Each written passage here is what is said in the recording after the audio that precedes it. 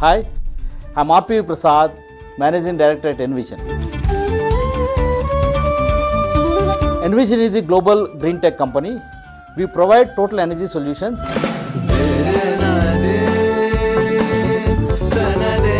Mainly, we are the wind turbine manufacturers, battery energy solution providers, green hydrogen solutions.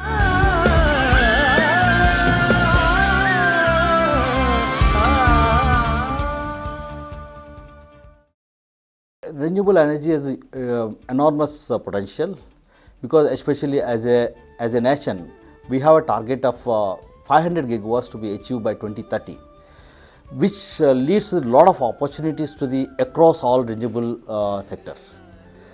Mainly you can say as of today, all renewable energies together, we achieved 210 gigawatts, which is around 45% of the total power installation capacity in India, which was around 457 gigawatts. Out of which, especially this year, we achieved 24 gigawatts, mainly from this wind and solar.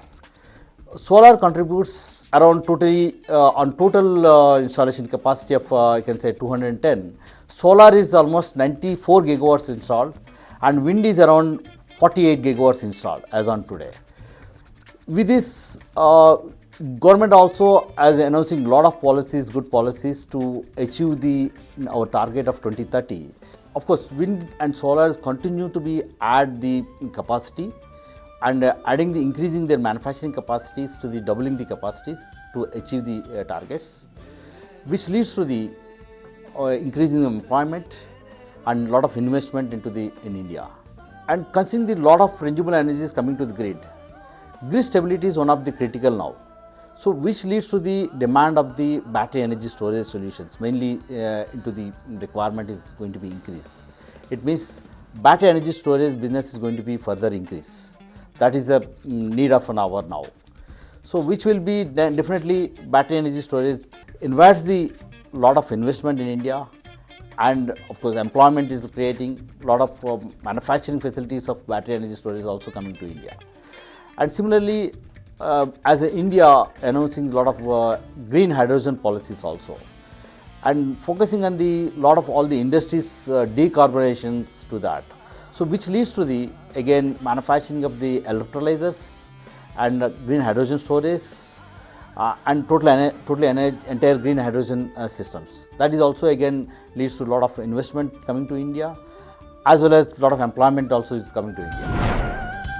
As we discussed about a lot of opportunities, of course, we have key area of improvements and developments required for as a sector overall. If you see, I will focus upon on more of three points. One is we required a uniform policy for land acquisition. That will lead to the execution challenges going to be reduced in the country.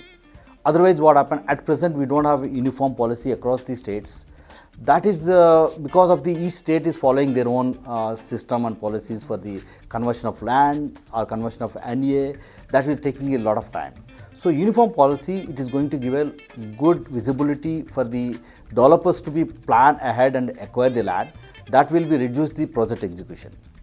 And second point on the grid infrastructure.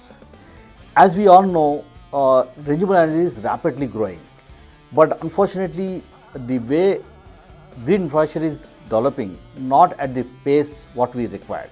So, as a team, as all stakeholders together, government, IPPs and OEMs, all stakeholders together, we have to see that how we can able to plan ahead of the requirement for the grid infrastructure.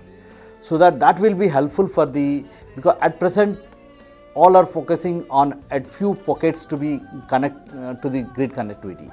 So that will going to be avoid once we have a good planning of the grid infrastructure. That will be helpful for us to be add more renewable energy to the grid. Third one, as we all know that both in case of solar and wind, technology advancement is happening and very rapidly.